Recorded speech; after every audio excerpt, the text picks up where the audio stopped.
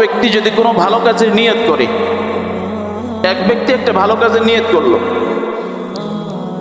ফালাম ইয়ামালহা, কিন্তু কাজটা করার সুযোগ হয় নাই।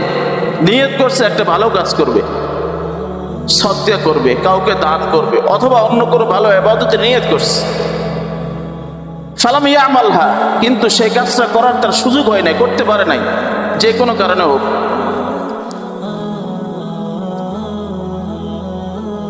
রাসূল বলেন কুতিবা লাহু ইনদাহু হাসানাতান কামিলা, এই যে ব্যক্তি পরিপূর্ণ নিয়ত করছে, এই নিয়তের বদৌলতে আল্লাহ তাআলা তার কাছে তার জন্য পরিপূর্ণ একটা নেকি কাজ করার সওয়াব লিখে রাখবেন। সুবহান, নিয়ত করছে, কাজটা করতে পারে নাই, নিয়তের কারণে আল্লাহ তাআলা একটা পরিপূর্ণ সওয়াব তার আমলনামায় লিখে দিবেন।